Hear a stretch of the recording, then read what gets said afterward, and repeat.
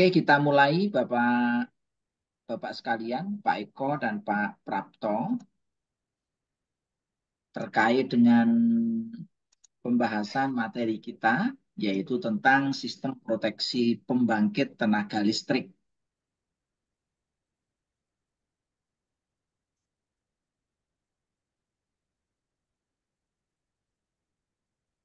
Nah, sekarang kita bahas tentang konsep maintenance pembangkit tenaga listrik.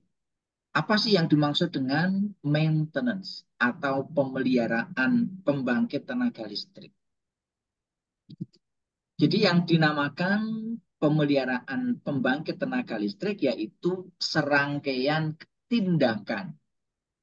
Jadi ada beberapa tindakan yang tujuannya adalah untuk mempertahankan kondisi dan meyakinkan bahwa peralatan pada pembangkit tenaga listrik dapat berfungsi dengan baik sehingga dapat dicegah terjadinya gangguan, di mana gangguan ini bisa menyebabkan shutdown maupun kerusakan peralatan. Nah, yang namanya serangkaian kegiatan itu apa saja? Kegiatannya bisa berupa yang pertama pemeriksaan, yang kedua perawatan, yang ketiga perbaikan, yang keempat bisa juga melakukan pengujian atau kalibrasi untuk memastikan bahwa peralatan pembangkit ya ini dapat bekerja dengan baik sesuai dengan perencanaan. Ini yang dinamakan maintenance. Nah, sebenarnya sama Pak ya, maintenance baik di pembangkit ya, baik di instalasi listrik, pemanfaatan, transmisi, distribusi dan lainnya. Ini terkait dengan konsep maintenance peralatan listrik ya. Nah, sekarang tujuan dari pemeliharaan itu untuk apa? Ini saya kira sudah tidak asing lagi bagi Pak Eko dan Pak Prapto ya. Jadi tujuan dari pemeliharaan yaitu yang pertama itu untuk memaksimalkan produksi. Jadi kalau pembangkit listrik kapasitasnya 100 megawatt, maka sebenarnya ya kita harus bisa ya melakukan kegiatan maintenance agar pembangkit ini ya bisa beroperasi sampai dengan kapasitasnya. Terkait dengan produksi ya itu juga nanti ada beberapa aspek. Yang pertama reliability, andal ya, availability, selalu siap sedia, dan yang ketiga itu terkait dengan efisiensi penggunaan bahan bakar ya. Jadi nanti untuk menghasilkan 1 kWh itu biayanya berapa? Kalau PLTU misalkan 1 kWh ya, kalau kita beli PLN kan 1.400 sekian ya per kWh. Kalau di PLTU sendiri kira-kira bisa berapa ini? Mestinya harus kurang dari 1.400. Karena kalau dia biaya pembangkitannya lebih dari 1.400 ya lebih baik beli PLN aja. Aman, Pak ya. Ini terkait dengan efisiensi. Nah, yang kedua apa tujuan dari pemeliharaan? Yaitu memperpanjang umur peralatan.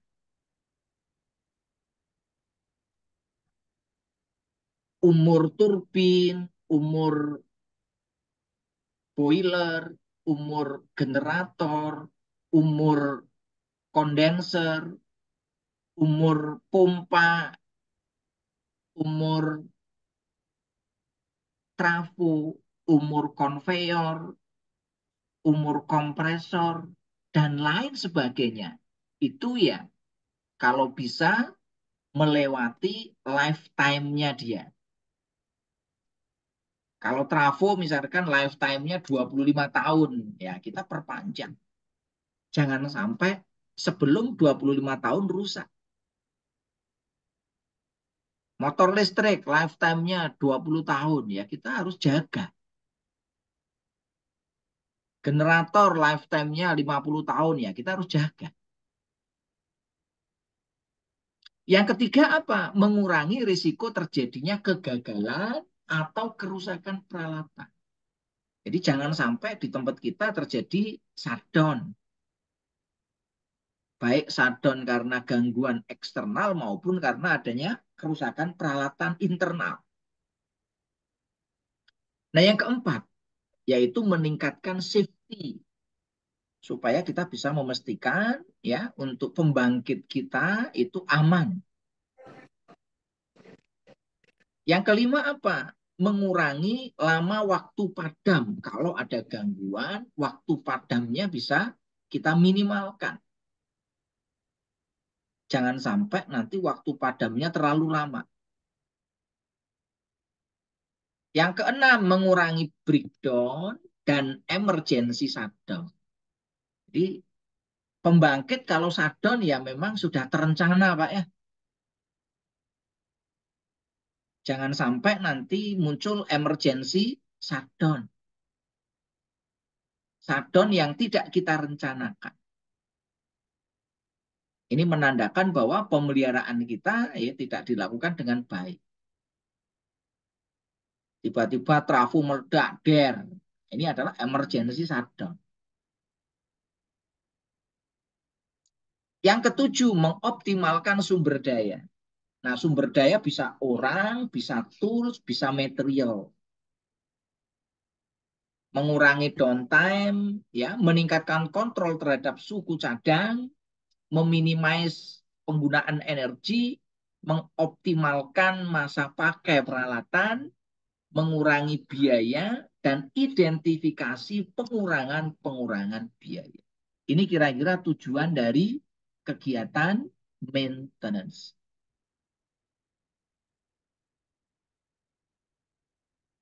Jadi tujuannya seperti itu ya. Nah, kenapa peralatan perlu kita maintain? Nah, ini dasarnya. Kalau peralatan yang tidak di-maintain, seiring dengan beroperasinya peralatan dalam waktu tertentu, maka performansinya akan semakin turun. Motor listrik performansinya akan semakin turun, trafo turun, generator turun, panel listrik turun. Kalau tanpa pemeliharaan. Tapi kalau dilakukan pemeliharaan, begitu turun nanti kita naikkan lagi. Turun lagi, kita naikkan lagi. Turun lagi, naikkan lagi. Seterusnya seperti ini sampai tercapai lifetime.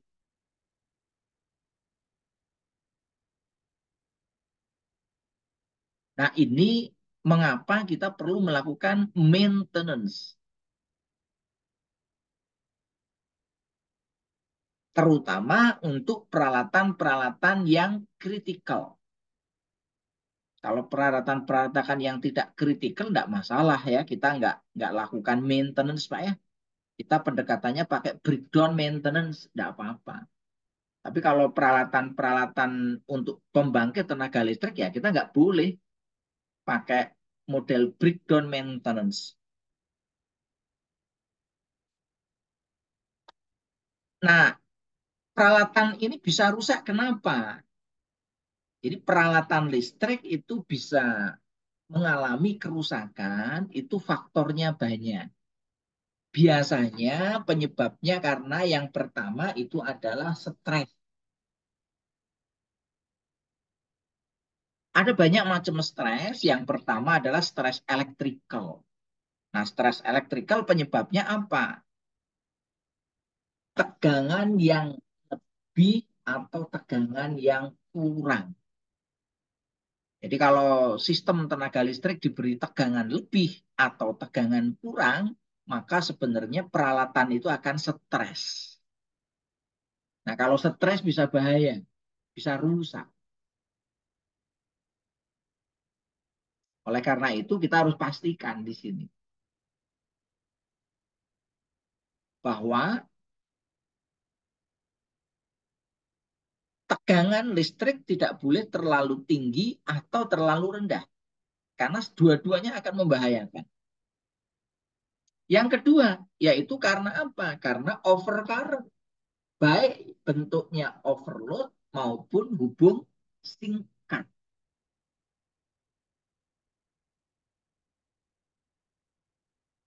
Tegangan itu baik bentuknya continuous maupun transient, tidak boleh. Karena itu bisa menimbulkan kerusakan peralatan. Yang ketiga, bisa terjadi karena over maupun under frekuensi kalau di pembangkit. Kenaikan frekuensi yang terlalu tinggi atau penurunan frekuensi yang terlalu rendah ini bisa menyebabkan kerusakan peralatan. Nah, yang kedua adalah penyebabnya karena mekanik. Nah, penyebab mekanik bisa banyak ya, bisa karena tarikan, ketarik itu Pak ya, bisa karena kepuntir, bisa karena gesekan, bisa karena getaran, bisa karena tekanan dan lain sebagainya. Tergores, tersayat ya. Ini akan menyebabkan peralatan-peralatan menjadi rusak. Yang ketiga, itu bisa terjadi karena masalah stres termal.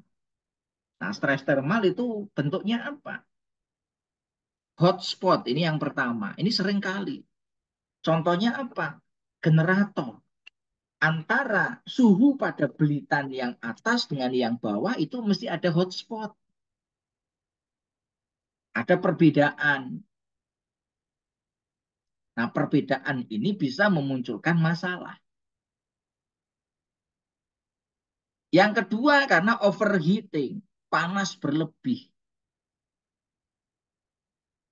Isolasi kelas A mendapatkan panas yang tinggi, ya maka cepat rusak.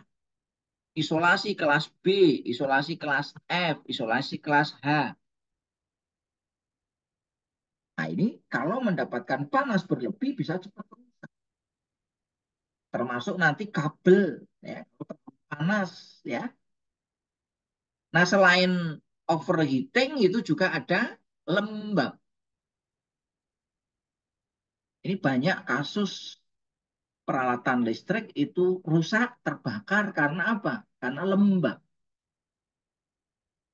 Karena lembab itu musuhnya listrik, Pak ya.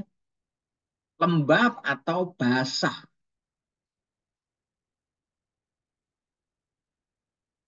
Ini kalau basah ini bahaya sekali.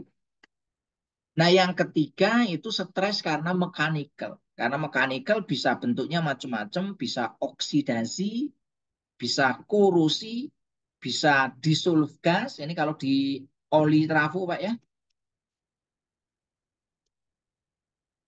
Bisa kontaminasi karena kotor ya. Dan bisa dipahami ini Pak Eko dan Pak Prapto. Iya, Pak. Ya, Dikit-dikit mungkin mulai mengingat kembali, Pak. ya mengingat kembali ini ya, supaya nanti bisa kita refresh lagi ya. Nah, yang berikutnya Betul, Pak. terkait dengan kerusakan. Kerusakan itu secara praktis ada dua macam, yaitu kerusakan yang sifatnya itu prematur dan kerusakan yang sifatnya wajar, alami. Jadi kalau prematur itu dia belum waktunya rusak, rusak. Tapi kalau yang alami wajar udah lama rusak, Pak ya.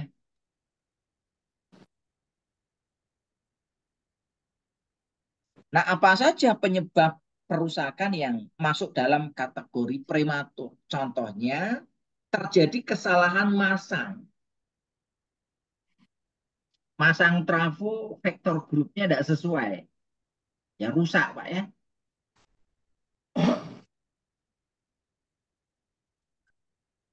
Masang motor hubungannya salah. Harusnya hubungannya segitiga dipasang bintang.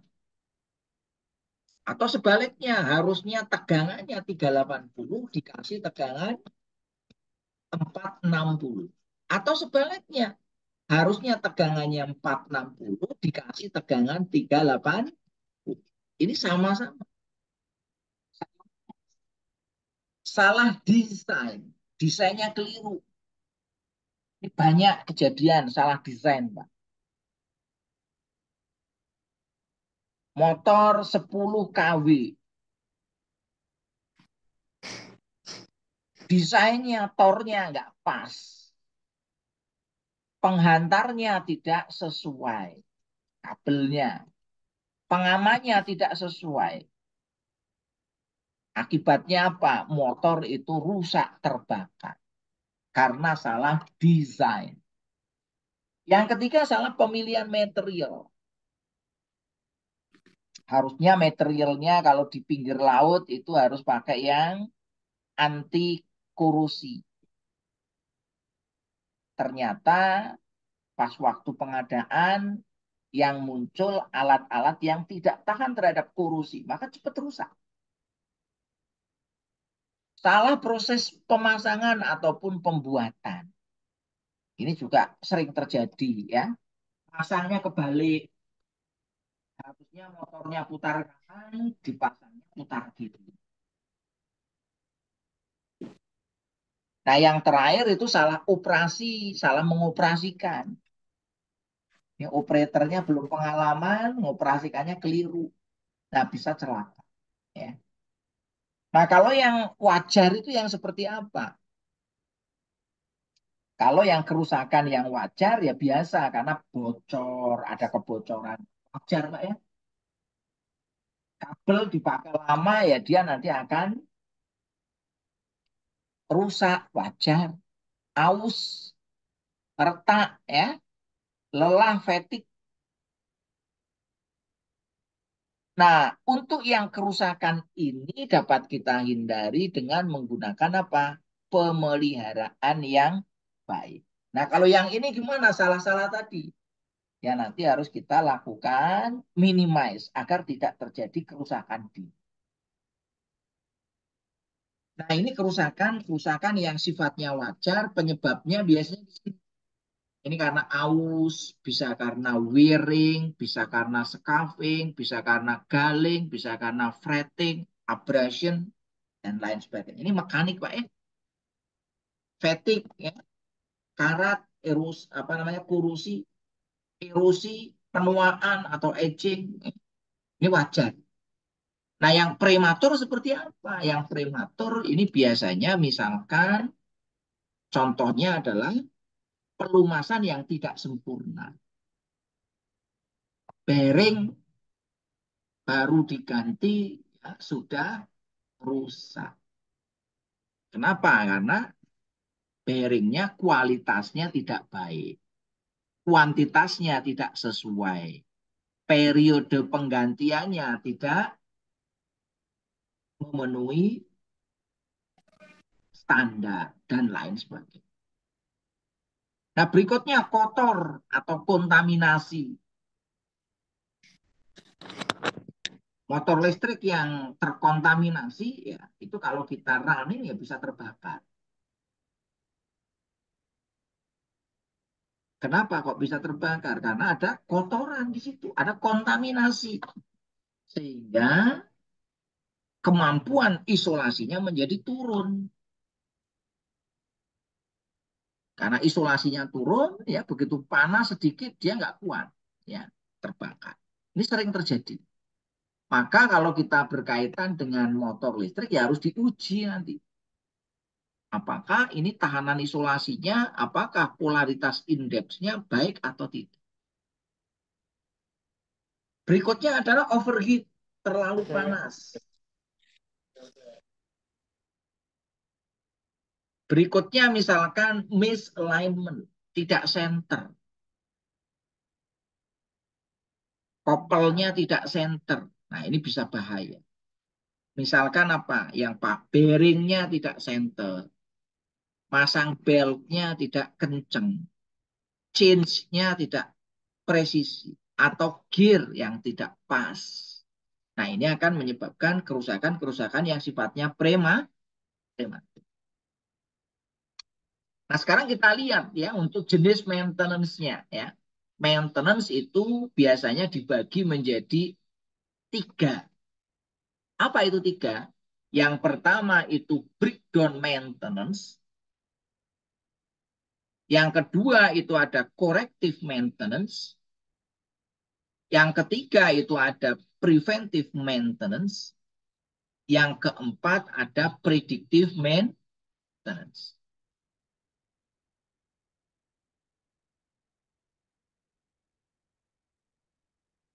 Nah, ada tambahan yaitu proactive maintenance. Ini bagian dari preventif. Jadi kalau breakdown itu ya mesin dioperasikan tanpa perawatan sampai dia rusak. Contohnya apa Pak yang nggak pakai maintenance? Contoh sederhana pompa air di rumah Pak ya. Pompa air di rumah Bapak ada maintenance nggak kira-kira? Udah Pak, nunggu macet. Nunggu macet baru diperbaiki Pak ya. Atau instalasi listrik bawah tanah ada maintenance-nya enggak? Ya, Karena kalau di maintenance justru rusak. Ya karena kalau kalau maintenance digali toh Pak. ya. Kalau digali mungkin kena cangkul atau kena eskavator ya, ya malah justru rusak. Makanya nggak perlu di maintain bawah tanah. Nah ini dikenal dengan istilah run to value. Dioperasikan sampai rusak.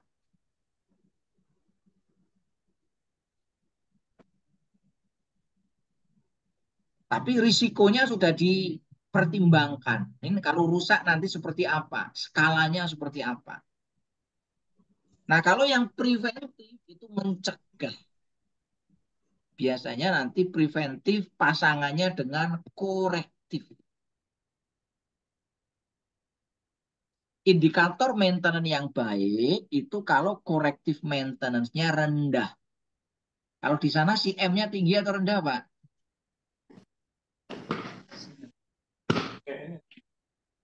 Korektif maintenance-nya tinggi atau rendah? Frekuensinya Kalau sering atau sini jarang? eh, lebih cenderung ke preventifnya, Pak, daripada korektifnya. Ya, Jadi kalau maintenance secara ya. persentasenya lebih besar di preventif. Ya. Jadi indikator maintenance itu baik, M-nya jalan. Si M-nya rendah, kecil. Ya kalau ada ya paling sedikit lah ya. Indikator maintenance yang tidak baik, si M-nya tinggi. Ini beberapa ada Pak yang si M-nya tinggi. Kenapa? Ya nanti harus dianalisis penyebabnya. Apakah manpower-nya kurang? Ataukah spare part-nya itu yang digunakan itu pakai KW? Ya? Apakah maintenance PM-nya tidak dilakukan dengan baik? Apakah planning yang direncanakan di PM ini tidak sesuai? Jadi ada banyak Pak, ya PM-nya banyak yang backlog. Kenapa kok backlog? Karena si M-nya tinggi. Nah ini di sana indikatornya gampang Pak ya, melihat maintenance udah bekerja dengan baik atau belum, ya lihat aja di sini. PM dan CM. Nah, untuk mengurangi CM tadi, ya, mengurangi korektif, ya, kita perlu melakukan apa-apa? Prediktif. Yaitu gimana? Kita memonitor kondisi peralatan secara terus-menerus. Bila terdeteksi ada ketidaknormalan, ya dilakukan korektif, Pak ya. Tapi belum sampai trouble ini, Pak. Baru ketidaknormal. Bisa difahami, Pak? Kalau ini dilakukan, ya bagus sekali, Pak. Contohnya apa, Pak? Magnetic kontaktor. Itu kan sering meledak, Pak ya. Terbakar itu kan sering ya. Ya, Pak. Kenapa kok magnetic kontaktor sering terbakar? Apa kira-kira penyebabnya, Pak?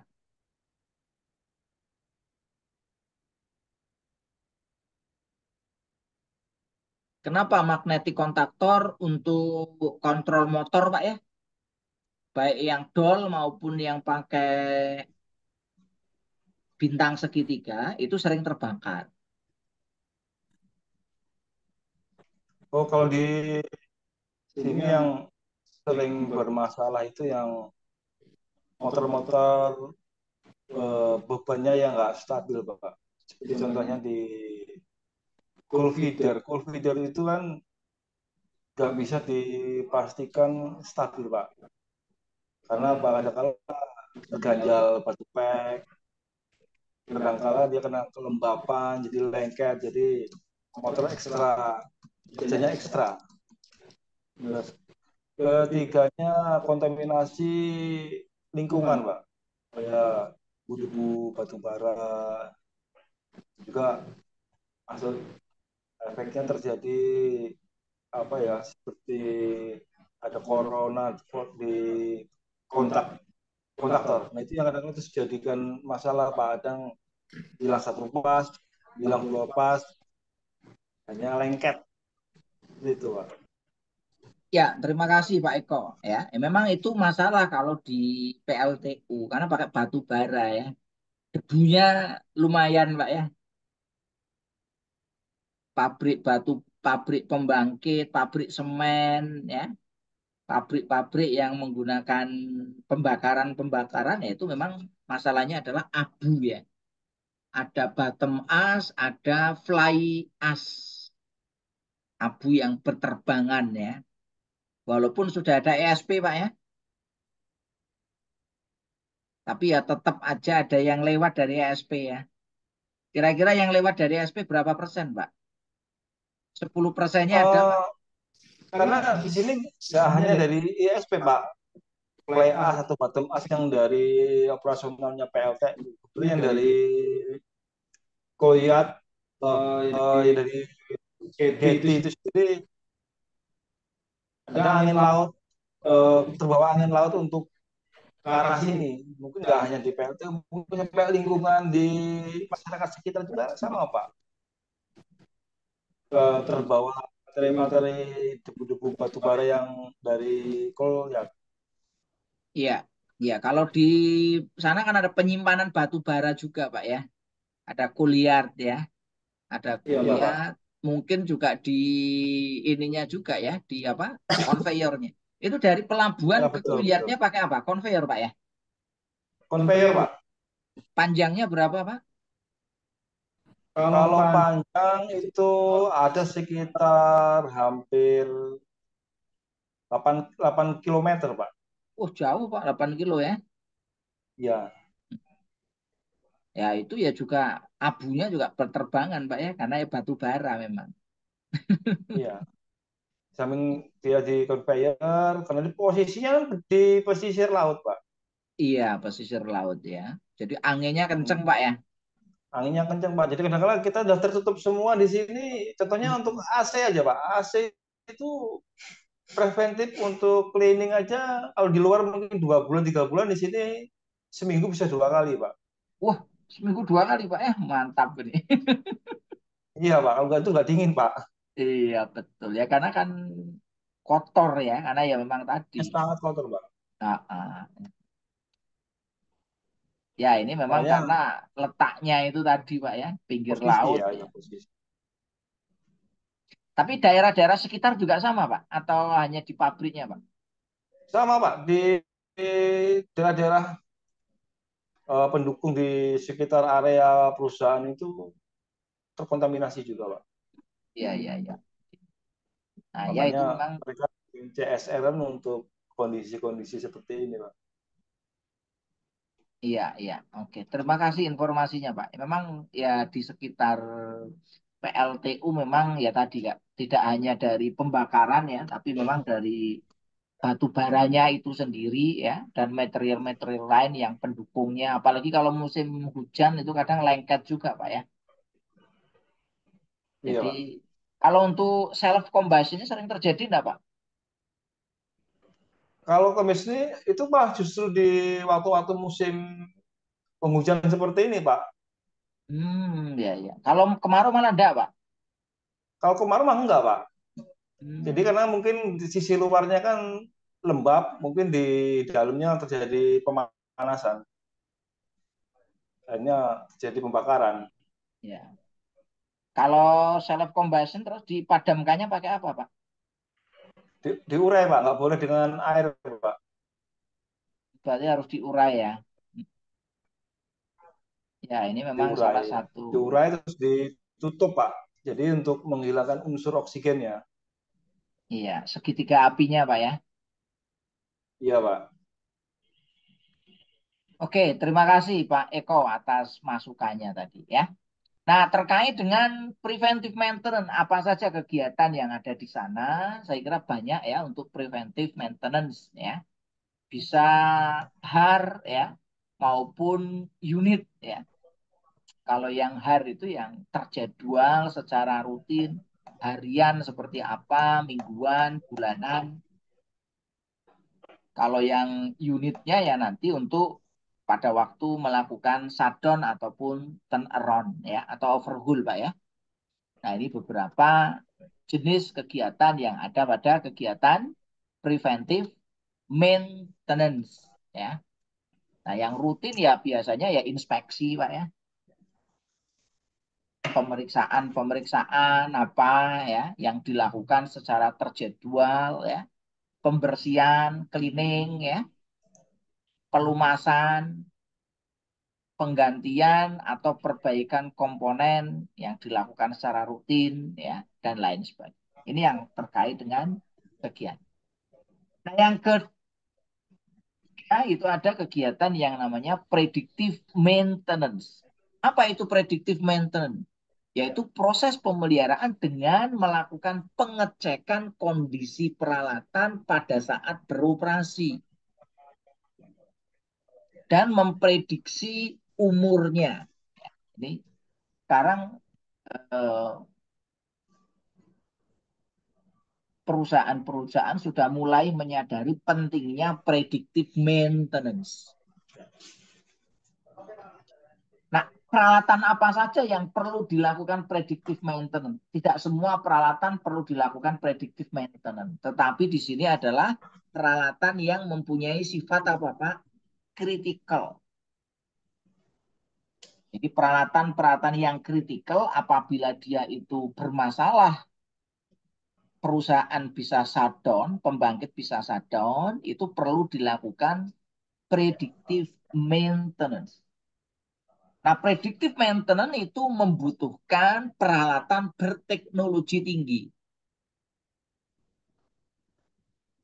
membutuhkan SDM yang mempunyai skill tinggi untuk menganalisis kinerja, menganalisis sejarah kerusakan, historinya, Pak ya, histori kerusakan alat, ya, data operasi dan data desain serta maintenance untuk membuat keputusan pemeliharaan. Ini jadi prediktif itu hanya diperuntukkan untuk peralatan-peralatan yang masuk kritikal. Kalau di PLTU yang masuk kritikal apa aja, Pak? Kira-kira?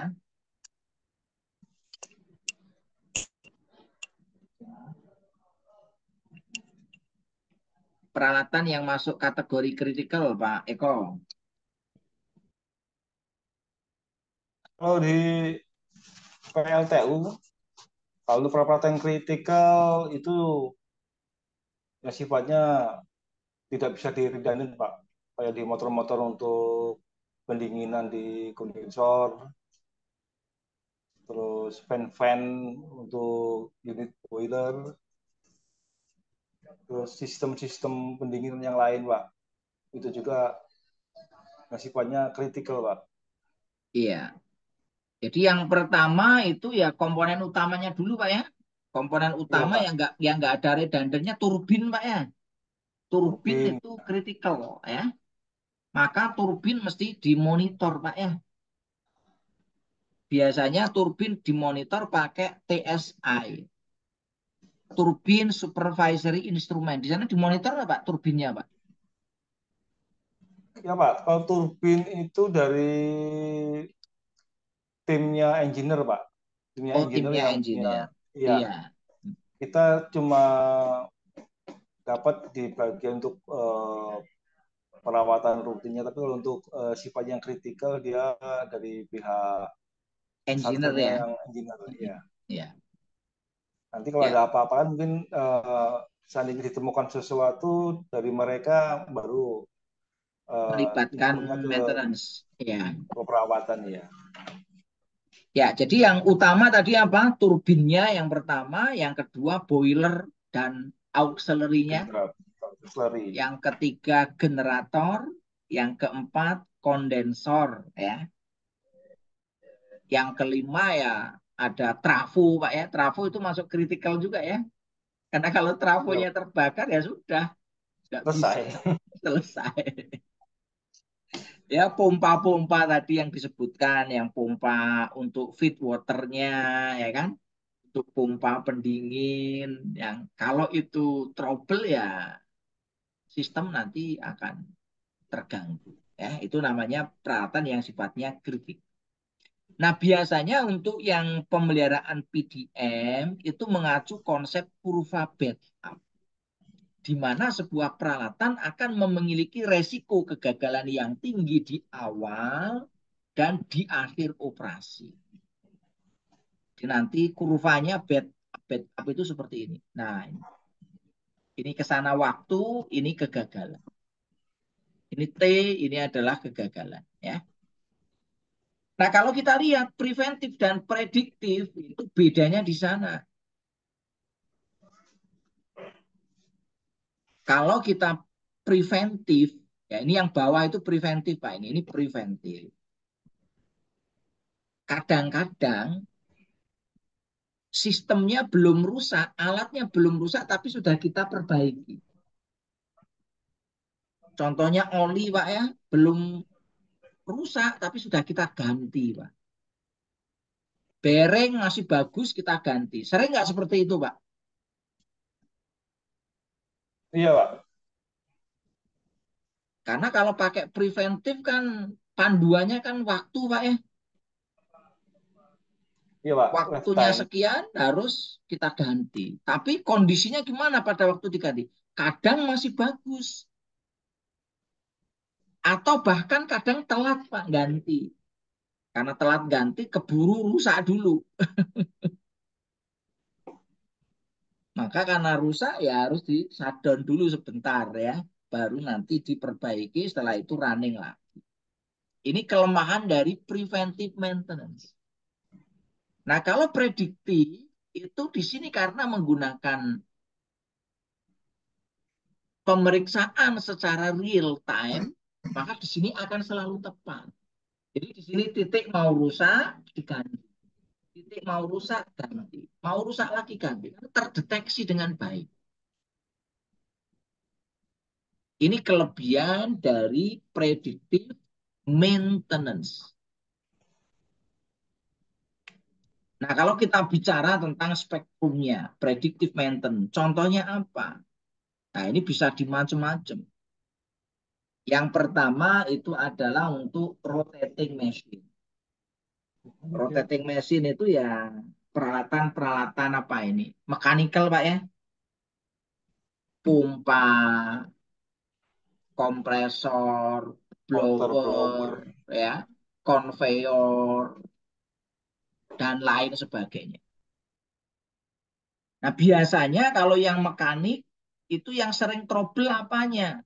Biasanya terkait dengan masalah bearing.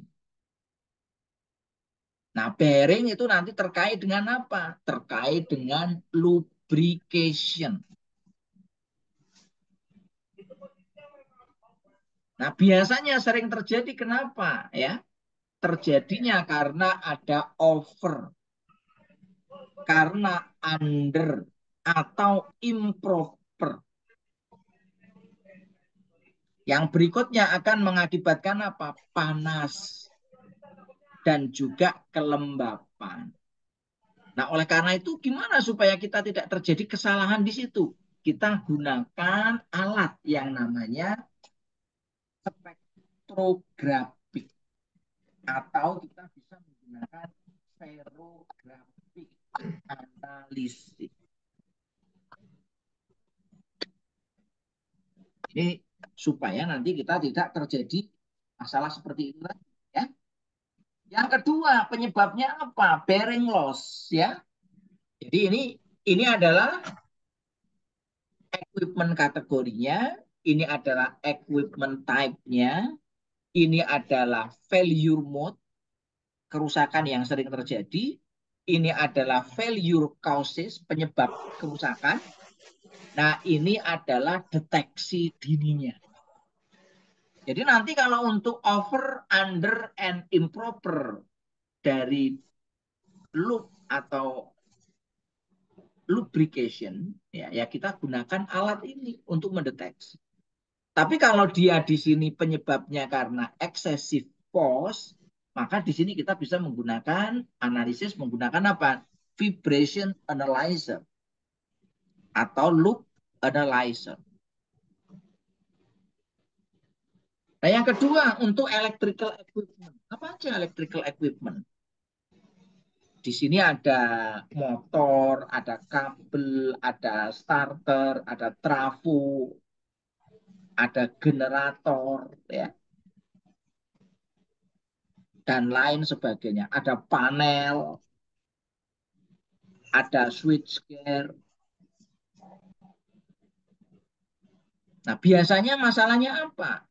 Yang sering terjadi karena masalah apa ini? Kegagalan isolasi. Selain kegagalan isolasi, biasanya muncul apa, Pak? Corona. Ini corona bukan coronavirus, Pak, ya. Nah, listrik itu salah satu kelemahannya ya muncul corona.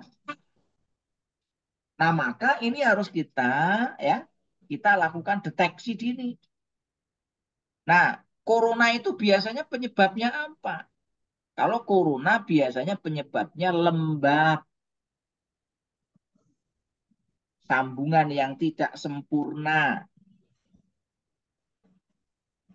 koneksi yang tidak baik. Itu sering menyebabkan terjadinya corona. Nah, kalau kegagalan isolasi, biasanya penyebabnya apa? Panas, lembab. Nah, deteksinya gimana ya? Untuk corona deteksinya ya pakai partial discharge. Ada ya Pak di sana partial discharge? Partial discharge ada Pak ya? Untuk melakukan predictive maintenance. PKT, engineer. Ya, biasanya yang punya engineer Pak ya. Itu nanti melakukan partial discharge. Nah, kalau terkait dengan panas, ya kita tes pakai misalkan infrared thermograph. Minimal termogan, ya. Pakai fluk atau pakai flip, ya. Atau pakai microvision.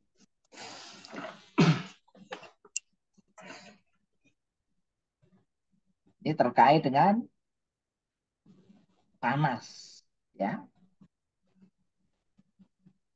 Nah, yang berikutnya apa ini? Heat transfer equipment ini. Yang berikutnya containment and transfer equipment. Nah, ini di sini ya, macam-macam. Ini untuk predictive maintenance, ya. Nah, kelebihannya apa predictive maintenance? Nah, ini kelebihan dari predictive maintenance itu adalah mampu mendeteksi gejala-gejala kerusakan.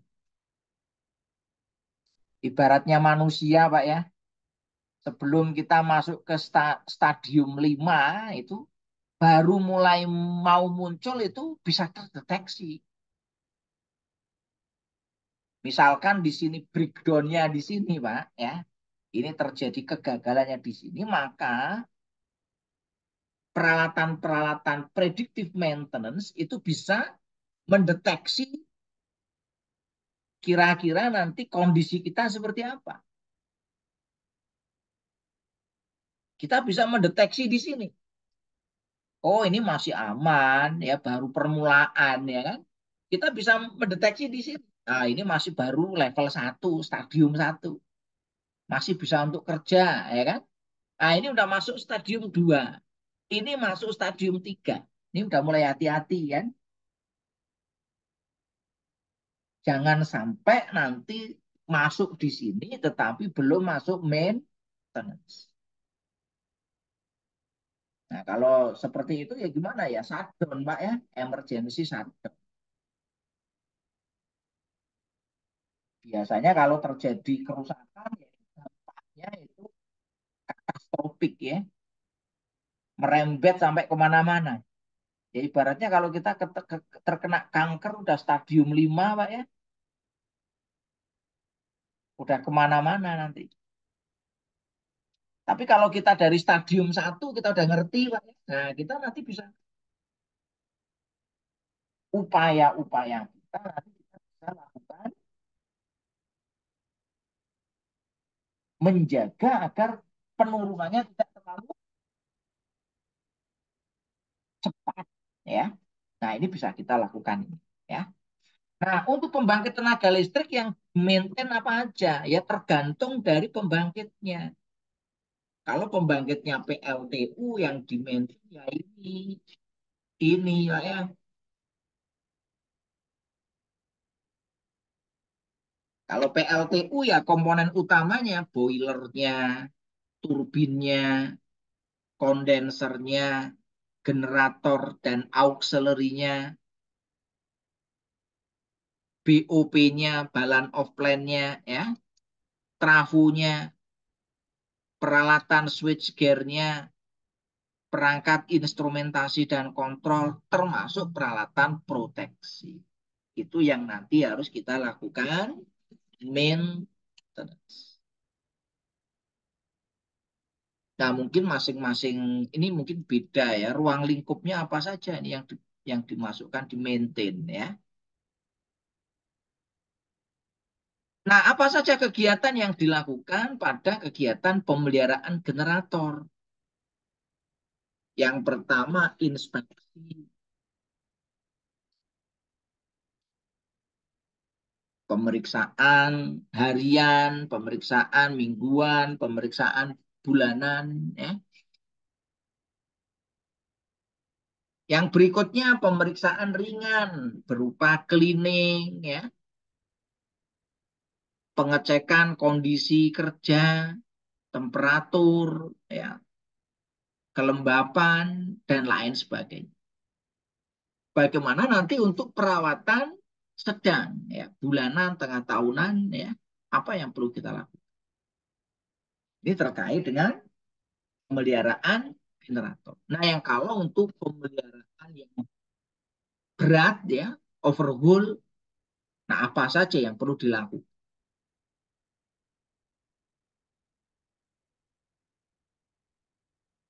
Ini kalau overhaul kan yang melakukan pihak ketiga, ya.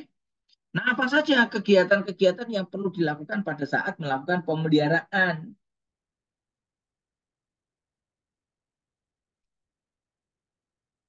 Yang pertama apa, Pak? Cleaning, Pak. Kalau cleaning yang melakukan di sana teknisi maintenance atau operator, Pak?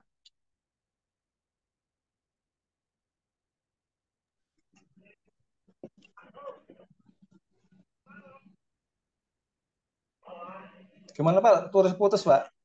Untuk cleaning yang melakukan teknisi maintenance atau operator, Pak? Oh, kalau untuk cleaning itu semua Pak. Dari pihak cleaning service juga untuk area mungkin bukan di unitnya ya, di areanya kalau di equipmentnya itu bisa Operator, operator, bisa teknisi, Pak. ya bisa operator, bisa teknisi ya. Grising, kalau grising teknisi Pak ya. Operator melakukan enggak Pak? Nggak disuruh ya? Enggak. Teknisi ya yang melakukan ya. Operator Hilang tidak ya. suara, Pak. Halo, tes 1 2 3.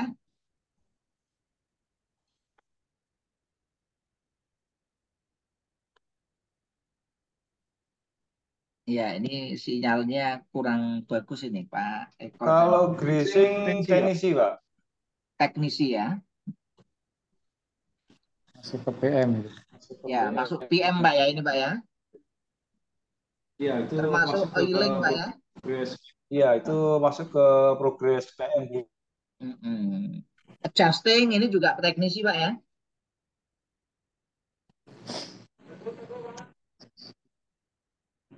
Termasuk setting, tightening ya Pak ya. Iya, iya, Pak. Iya, iya, Pak. Monitoring, testing, spare part replacement ya, repair, termasuk nanti ada rewinding dan lain sebagainya. Nah, mungkin ada sebagian yang dilakukan oleh teknisi internal, ada yang teknisi eksternal, Pak ya. Ini terkait dengan kegiatan pemeliharaan dari generator. Nah, kalau di trafo apa saja? Ya ini sama, Pak ya. Kalau di trafo ya sebenarnya kegiatannya sama. Karena di sini tidak ada rotating mesin, ya tidak ada greasing, nggak ada Pak ya kalau di trafo ya.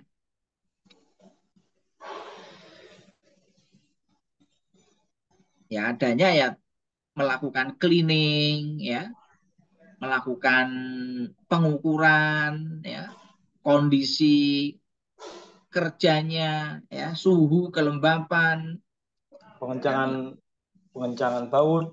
pengencangan baut, ya, tightening ya masuknya di situ ya. Terus per sekian waktu kita ambil sampel untuk olinya, Pak. Oli ya, kalau oli nanti masuknya di ini Pak ya, diambil oli nanti untuk dites Pak ya, Iya, di untuk laboratorium, Pak. purifikasi. Tesnya biasanya Pak DGA sama BDV ya Pak ya. Iya, Pak. Nah ini untuk tesnya, untuk mengetahui apakah olinya masih bagus atau tidak. Nah ini masuk prediktif Pak ya. Untuk sampel oli itu masuknya kan condition based monitoring ya.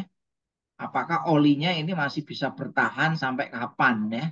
Ini masih bagus atau tidak? Kalau BDV-nya masih tinggi ya masih aman. Kalau BDV-nya sudah mendekati batas standarnya, ya ini sudah mulai harus dilakukan purifikasi. Di sana dipurifikasi atau diganti Pak oli trafonya Pak? Eh, verifikasi, Pak, pakai treatment, Pak. Tetap di treatment dulu. Kalau Iya, mungkin setelah di treatment belum ada perubahan sesuai ganti Pak ya. standar, baru ganti, Pak. Untuk purifikasinya online atau offline Pak? Verifikasi offline, Pak. Offline ya, mati ya Pak ya. Ya, Ya, karena memang dari pihak perusahaan tidak mengizinkan posisi untuk online ya. online Iya, karena memang kondisi lingkungan, Pak. iya betul.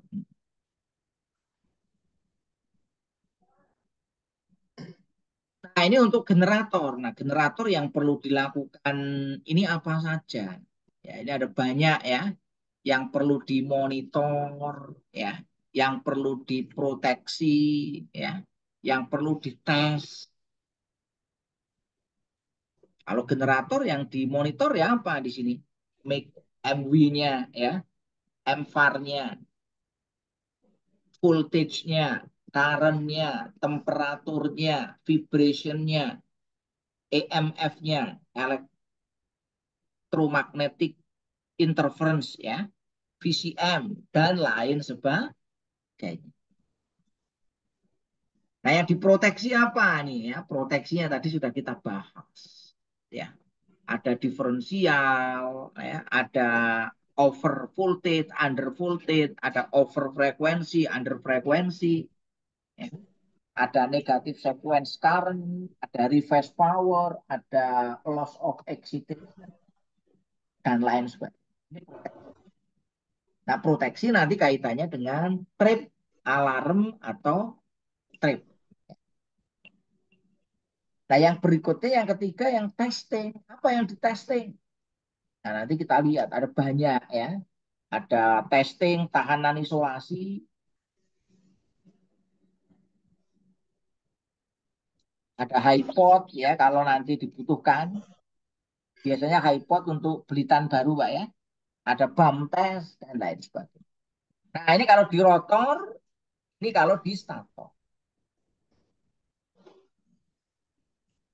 Ada banyak pengujian yang bisa kita lakukan ya. Yang pertama series resistant, insulation resistant, polaritas index, high pot ya. THD itu ini ya, apa namanya? Harmonik ya. TIF, EMI, dissipation factor, vibrasi pada inti, wet surgery ya, akustik, suara ya, corona probe ya, SSFR ya, insulation power factor ya, LSID dan lain sebagainya. Ini yang untuk stator. Nah, sedangkan di rotor ya ini yang dilakukan testing. Ada yang apa namanya uji-uji yang terkait dengan elektrik, ada yang uji-uji terkait dengan mekanik.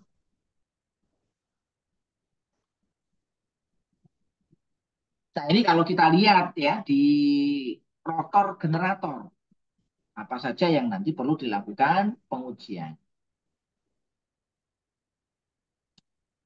Series winding resistance ya, itu dilakukan pada saat dia de-energize. Wall insulation resistant, pakainya Megger. Ini pada saat energize. Kalau ini pada saat dia online, rotor flux monitor. Ya. Nah, kalau monitor dia pada saat dia online. Kalau open circuit karakteristik ya dia dilakukan pada saat energize open circuit. Tapi kalau repetitive surge dan lain sebagainya ini dilakukan pada saat kecepatan tertentu. Kalau ini dilakukan pada saat normal speed ya, termasuk nanti untuk turning gear ya itu nanti ada repetitive surge. Nah, atau ada juga yang pengujian harus dilakukan pada kondisi idle. Nah, ini beberapa pengujian ya. Jadi sifat-sifat dari pengujian.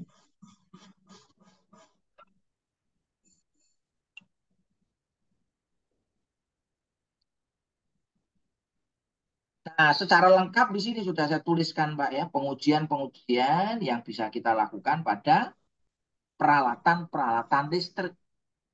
Ini gen itu generator,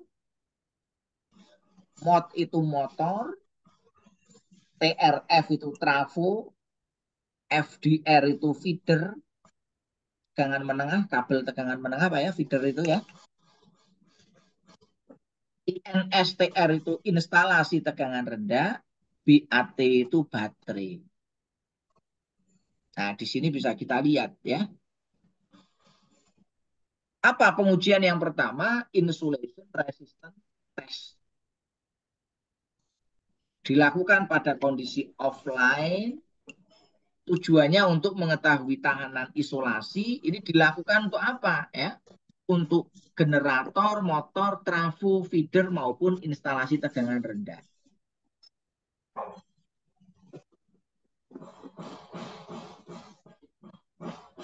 Yang kedua apa? Polaritas indeks. Polaritas indeks ini sama dilakukan dalam kondisi offline, tidak boleh terhubung ke sumber, Pak ya. Kalau terhubung ke sumber langsung rusak alatnya. Nah, kalau polaritas indeks itu hanya digunakan untuk peralatan yang mempunyai belitan, generator, motor maupun trafo.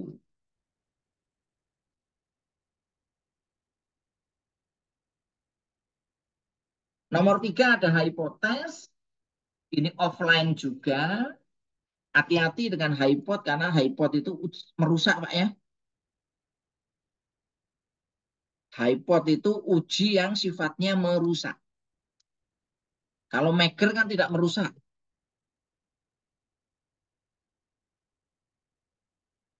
Biasanya hypot itu kalau ada belitan baru, Pak ya, atau kabel baru. Kalau di sana hypot yang uji dari vendornya atau dari maintenance, Pak.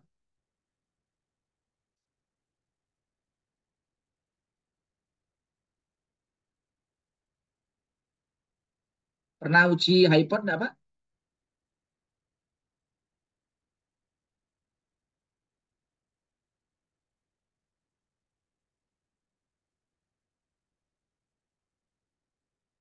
Suaranya belum keluar ini.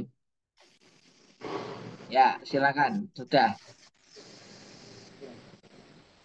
Kalau uji hypot itu dari rekanan, Pak. Rekanan ya.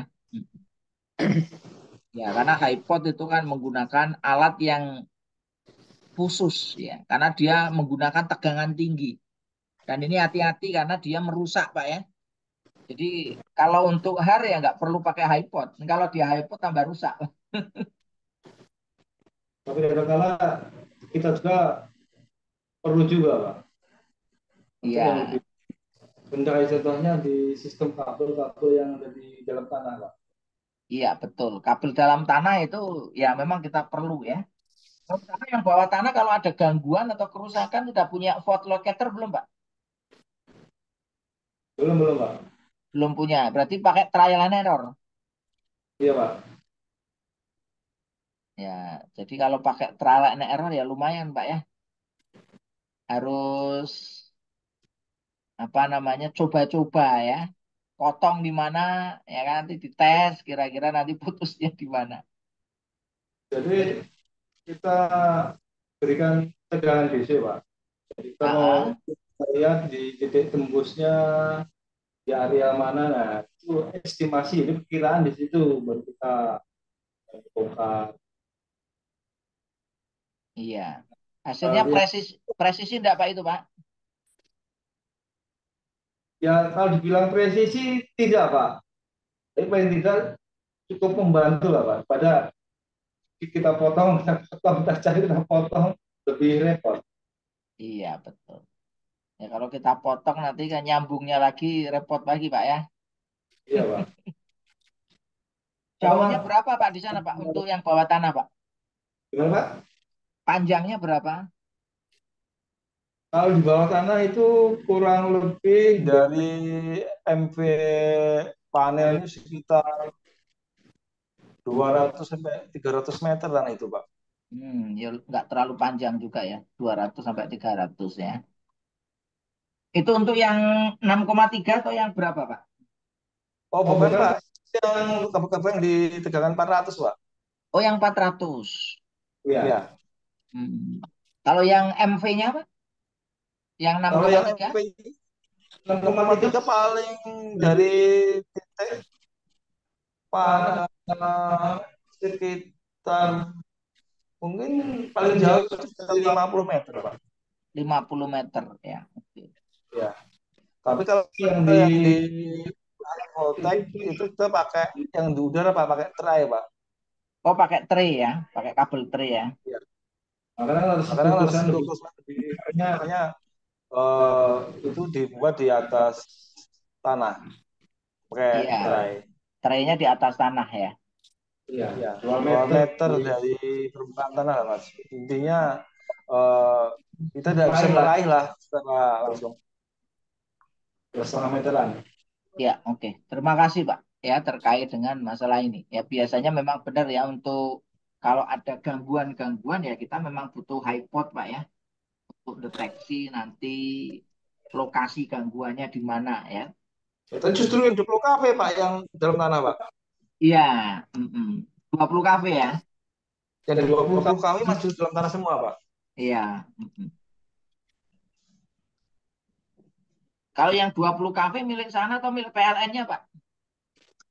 Milik kita Pak. Kita Milik. transfer ke jalan dari PLTU ke GI itu sekitar kurang lebih kabel itu 250 meteran Pak. 250 meter ke GI-nya ya. Ya. Nah itu yang dalam tanah. Iya, dalam tanah.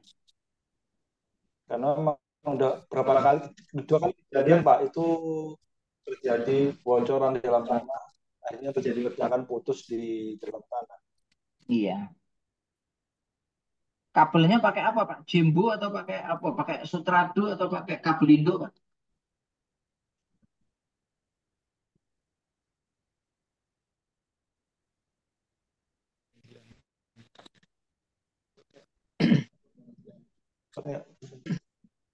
Tidak, tidak terdengar suaranya Pak. Iya, kabelnya pakai apa, Pak? XLPE, Pak ya? Yang 20 kV.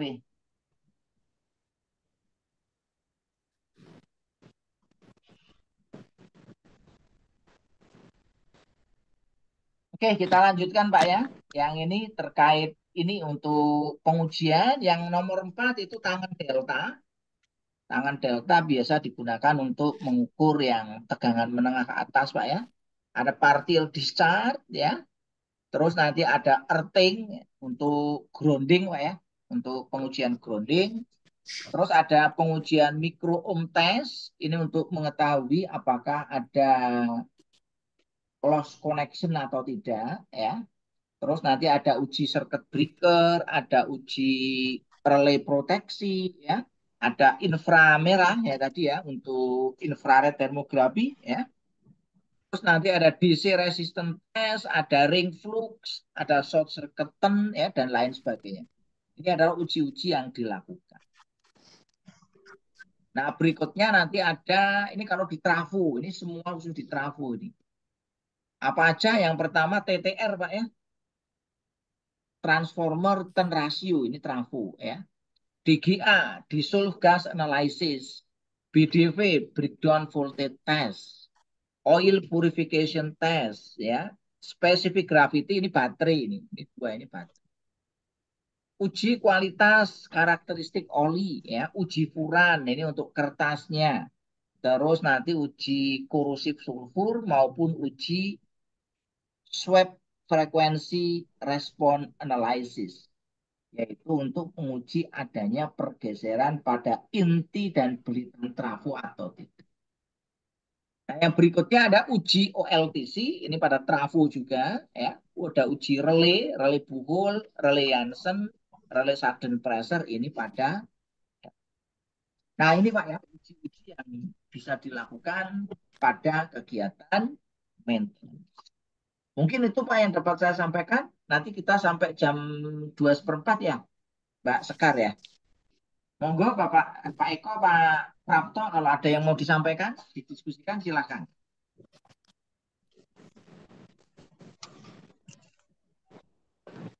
Monggo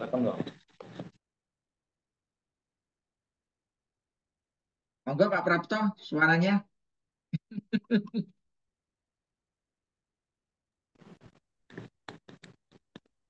ada Pak Prapto?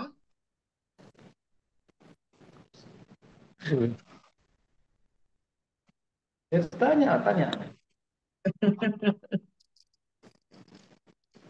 Atau udah cukup Pak Prapto? Coba sebentar, Pak. Oke, oke. Pak Eko ada yang mau disampaikan? Terakhir? Oh, oh iya Pak. Kalau saya itu menanyakan masalah ini Pak, apa?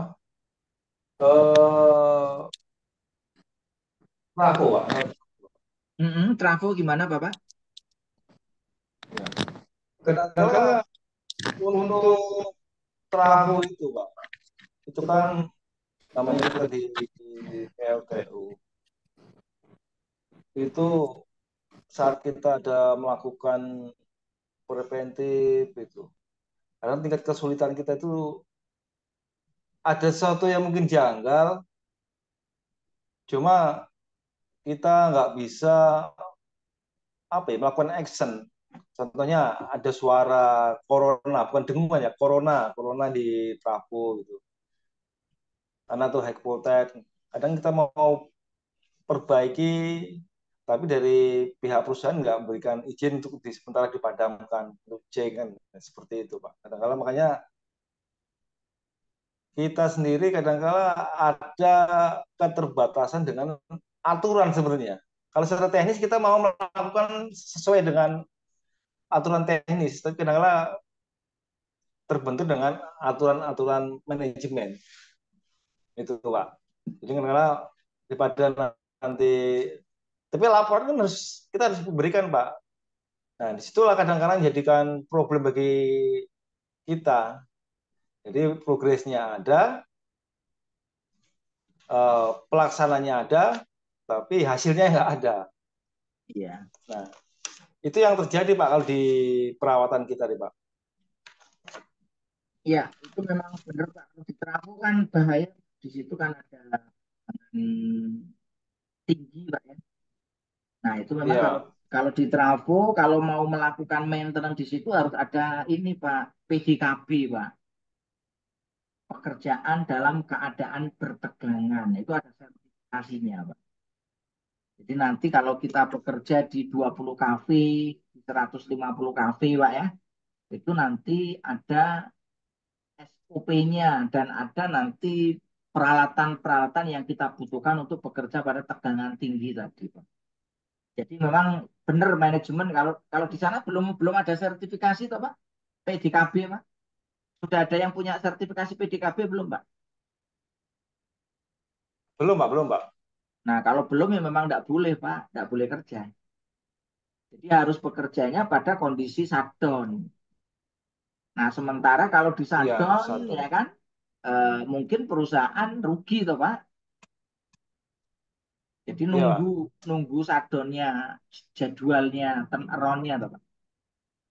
Jadi ya memang itu betul, itu Iya. sudah betul karena kalau diizinkan, kalau terjadi apa-apa nanti yang kena malah manajernya Pak, ya, karena mengizinkan bekerja pada kondisi yang beresiko, sementara Bapak belum dibekali sertifikat untuk PDKB, bekerja dalam kondisi pertegangan. Yang kedua mungkin APD-nya juga belum lengkap mestinya Pak ya. Di sana punya sarung tangan yang bisa tahan terhadap 150 kV belum Pak?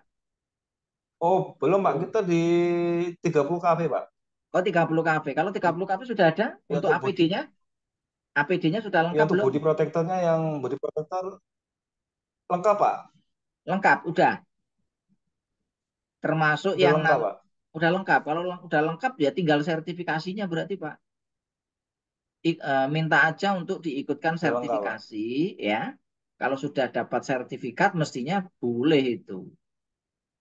Asalkan sudah dapat sertifikasi bekerja pada tegangan sampai 30 kV. Itu Pak ya, mungkin Pak ya.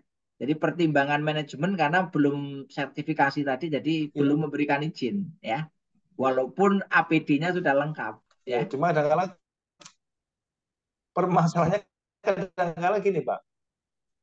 Eh, kita susah memberikan hasil hasil pengecekan karena itu masuk ke tabel preventif kita. Sedang saya ada pertanyaan lah, ini nilainya berapa, ukurannya berapa. Nah, itu selalu ditanyakan, jadi kan bingung jawabnya juga, Pak. Jangan dalam aktualnya izin itu nggak ada. Nah, kita bisa mengisi tabel itu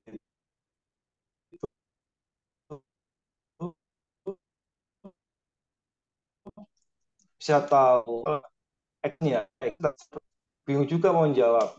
Itu pertama. Nah, ada yang saya tanyakan ke Bapak nih, Pak. Karena saya agak juga nih. Ada dua pemahaman. Masalah tentang nilai isolasi tembus tegangan, Pak, untuk oli trafo, Pak. Iya, BDV. Gimana Bapak?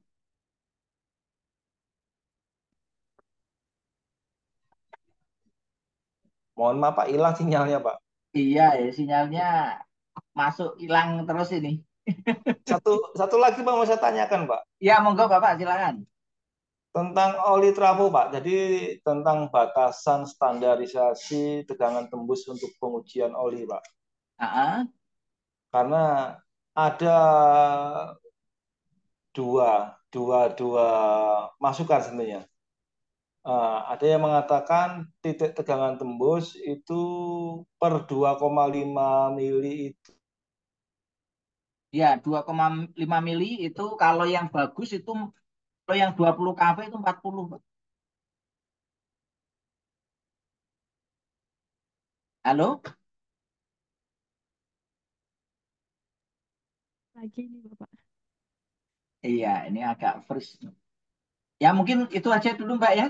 Bisa dilanjut dengan post test. Nanti kalau dilanjut malah terlalu lama, nanti postnya kasihan. Karena beliau sampai jam 3 toh, Mbak. Oke, oke. Oke, biar Baik, nanti itu langsung aja kita tutup ya, Mbak ya. Pak, saya tutup terlebih dahulu, Nji. Nanti Oke, setelah itu ya. baru pengerjaan postas. Baik. Ya, oke. Baik. Sebelumnya saya mengucapkan terima kasih banyak kepada Bapak Ali yang sudah berkenan untuk meluangkan waktunya untuk berbagi ilmu bersama peserta kami. Semoga ilmu yang sudah diberikan dapat bermanfaat bagi kita semua.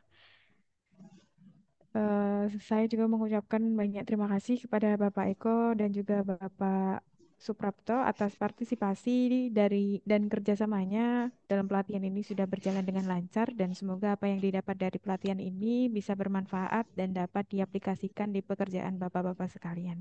Amin. Dan dan semoga hubungan kerjasama yang baik ini ke depannya tetap terjalin dengan baik, di Bapak-Bapak. Oke. Baik, mungkin selama mengikuti pelatihan bersama kami, tentunya kami sangat membutuhkan adanya masukan ataupun kesan-kesan dari Bapak-Bapak selama mengikuti pelatihan bersama kami, baik dari segi pelayanan kami atau dari pemateri kami, karena berkat adanya masukan ataupun kesan-kesan dari Bapak-Bapak sekalian sangat membantu bagi kami ke depannya dalam melaksanakan program-program pelatihan seperti ini dengan lebih baik lagi. Baik kepada Bapak Eko ataupun dengan Bapak Suprapto, saya persilahkan Bapak monggo untuk menyampaikan kesan pesannya ataupun masukan untuk kami.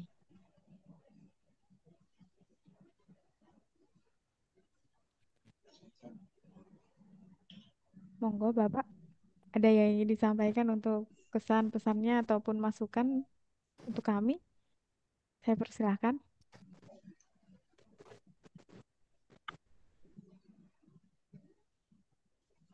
Monggo, Bapak. Ya. Suaranya agak hilang Pak. Jadi baik dari kami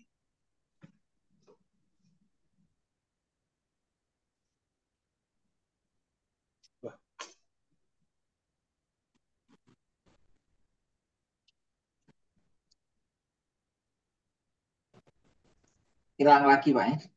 Halo? Suaranya bisa didengar, Pak?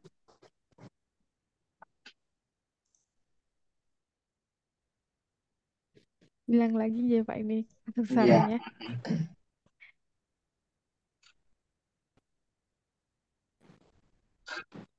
Bagaimana Bapak? Bapak Suprapto? Apakah ada yang ingin disampaikan? Monggo Bapak. Karena Bapak Eko ini sinyalnya. Sinyalnya hilang. Nggih. Pesan saya ya, penyampaian materinya cukup jelas. Ya, mungkin itu aja. Baik, terima kasih Bapak. Bagaimana Bapak Eko? Apakah sudah stabil sinyalnya? sekarang gimana? Udah bisa Pak ya? Bisa didengarkan Pak ya? Ya, Bisa, udah, bisa bisa, Bapak, bisa. bisa, Pak. Oh ya. Ya pertama terima kasih untuk Cakra Iqbal atas pembimbingan tentang sistem proteksi pembangkit dan terima kasih. Juga ini sebagai penambahan pengetahuan untuk kami dan pembawaan dalam acara sharing, pembekalan dengan pengembangan ilmu pengetahuan yang kita dapat juga, cara penyampaian sangat-sangat lugas. Kita bisa merasakan belajar tapi santai tapi pasti. Terutama untuk Bapak Muhammad Ali, terima kasih Pak telah menyampaikan. Jadi kami merasa seakan-akan kami jadi mahasiswanya Bapak di kelas. Terima kasih atas sharingnya tentang ilmunya. Semoga ini bermanfaat bagi kami, bagi rekan-rekan kami, untuk semuanya. Dan dari kami, semoga Bapak serta tim selalu sukses dan Amin. sehat selalu. Terima Nggih, kasih Pak. amin. Nggih, sami-sami Bapak. Nggih. Baik, terima kasih Bapak atas masukan ataupun kesan-kesannya selama pelatihan bersama kami. Semoga kedepannya kita dapat berjumpa kembali di lain kesempatan dengan pelatihan berjudul yang berbeda tentunya. Amin. Baik, Bapak-Bapak, saya mewakili manajemen PT Cakrabiwa Konsultan sekali lagi mengucapkan banyak terima kasih dan mohon maaf apabila selama pelaksanaan dan pendampingan ada sifat dan tutur kata kami yang tidak berkenan di hati Bapak-Bapak. Kami mohon maaf sebesar-besarnya. Semoga kita dapat bertemu kembali di lain kesempatan. Baik, Bapak-Bapak, untuk menutup pelatihan ini, mari kita berdoa menurut keyakinan Sama-sama, masing-masing. Bu, kita cuma maaf pada salahnya. Baiklah, Nggih, Pak. Pak, dimaafkan. Baik, untuk menutup pelatihan hari ini, mari kita berdoa menurut keyakinan masing-masing. Berdoa dimulai. Alhamdulillahirabbil alamin. Alhamdulillah. Amin. Berdoa selesai. Mungkin sekian dari saya. Kurang lebihnya mohon maaf. Wassalamualaikum warahmatullahi wabarakatuh. Waalaikumsalam warahmatullahi Waalaikumsalam wabarakatuh. warahmatullahi wabarakatuh. Baik. Oke, terima Selanjutnya, kasih Pak Eko, Pak Prapto, Mbak Sekar. oke Bapak Sami. Ya, saya izin live ya Mbak ya. Iya Bapak, Oke. boleh. Baik, selanjutnya